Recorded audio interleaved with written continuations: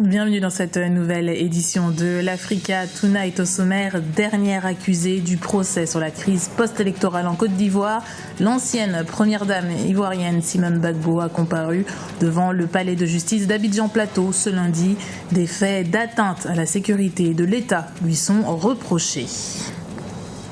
L'opposition togolaise peine à s'unir à quelques semaines de l'élection présidentielle.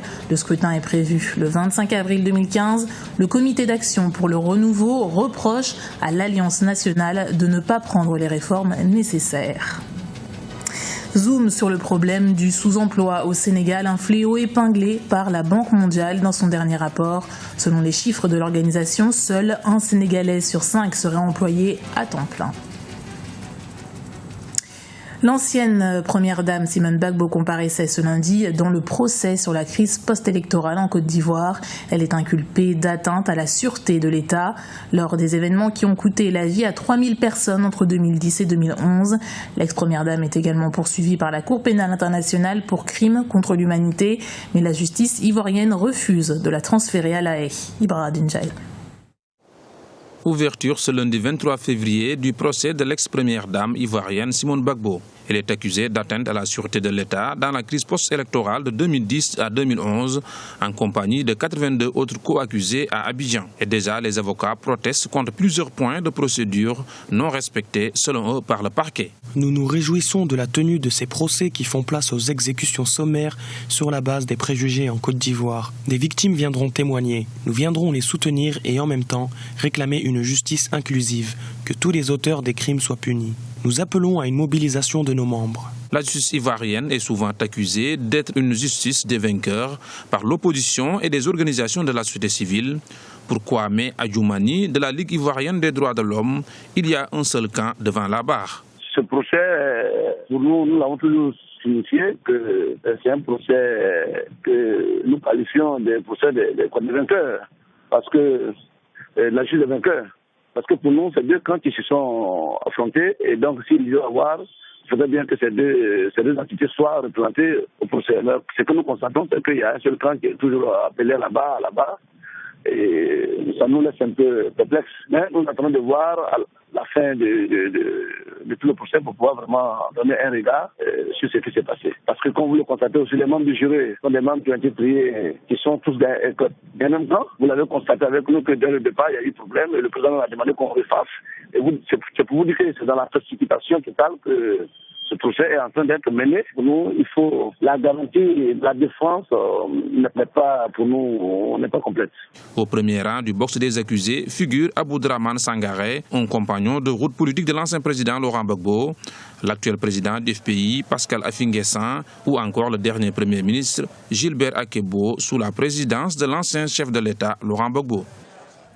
La campagne pour l'élection présidentielle du Soudan démarre ce mardi. Le chef de l'État Omar El-Béchir, au pouvoir depuis 1989, est candidat à sa réélection.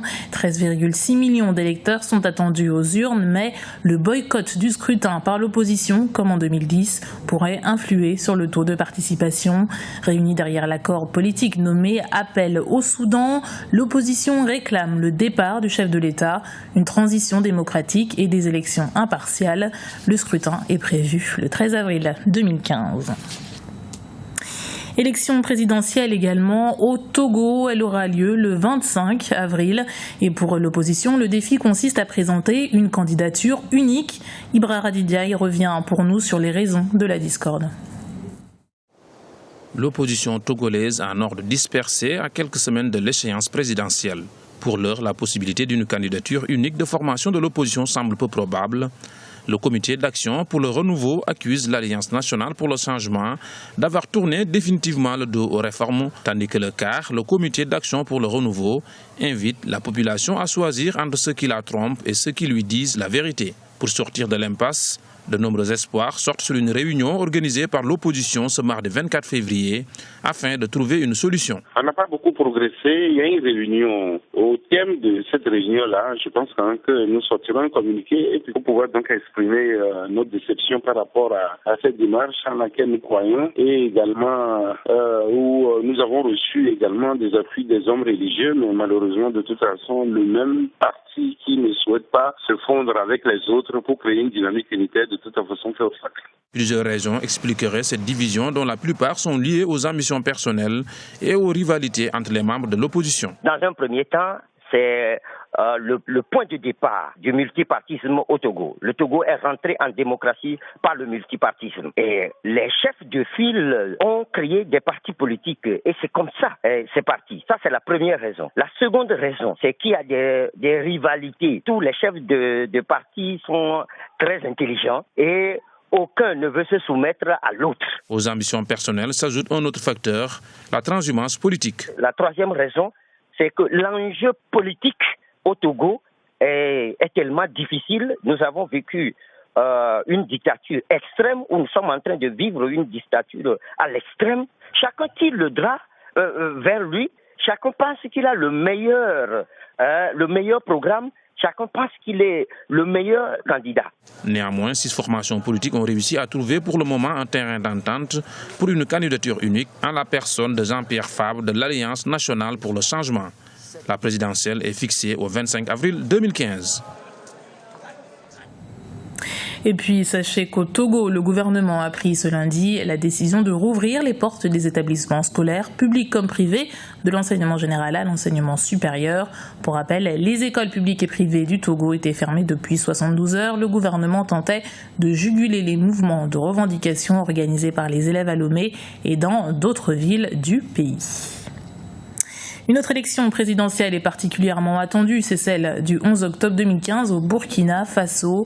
Elle permettra de tourner définitivement la page de la transition démocratique entamée depuis la chute de l'ancien président Blaise Compaoré, et un sérieux candidat s'est déclaré ce samedi. Il s'agit de l'ancien ministre des Affaires étrangères, Djibril Bassolé. L'ex-chef de la diplomatie jouit encore d'une forte popularité au sein des jeunes burkinabés. Par exemple, lors des émeutes du 30 octobre qui ont scellé le destin de Blaise Compaoré, son domicile, pourtant proche de l'Assemblée nationale, est resté intact.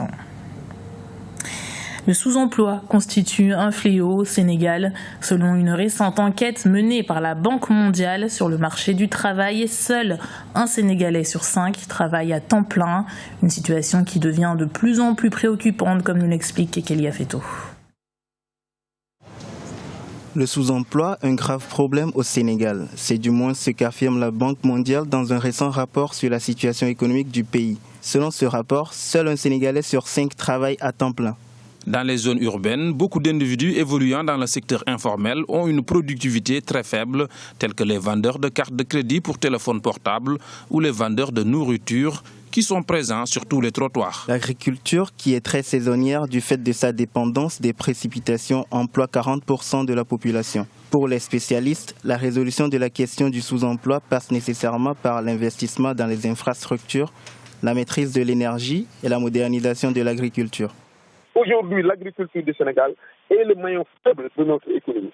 Et il y a des efforts importants de modernisation que l'État du Sénégal doit entreprendre pour permettre à cette agriculture d'avoir les coups de franche pour satisfaire la demande qui s'exprime notamment en riz, qui s'exprime notamment, je veux dire, en oignons, en pommes de terre, en haricots, en blé, etc., etc. Et par rapport à tous ces produits agricoles dont je viens d'énumérer, l'agriculture du Sénégal n'est pas en mesure de répondre efficacement par rapport aux besoins du Sénégal.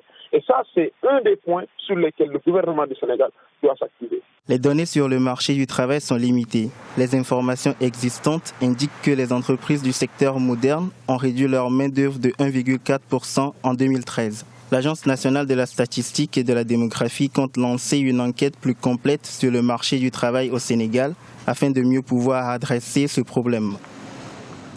Le couvre-feu est levé et les frontières ouvertes depuis ce lundi au Libéria. Une décision prise suite à la baisse du nombre de nouveaux cas de fièvre hémorragique Ebola. Sur les 144 cas enregistrés par l'Organisation mondiale de la santé, la semaine du 8 février, seuls 3 l'ont été au Libéria. Ces mesures profitent déjà aux commerçants de la capitale Monrovia qui ne pouvaient plus s'approvisionner en Guinée. De même, beaucoup de produits étaient en rupture de stock depuis le blocus imposé au mois d'août 2014. C'était le journal de la rédaction. Merci de l'avoir suivi. Retrouvez dans un instant une nouvelle édition de l'Africa Tonight sur Africa 24.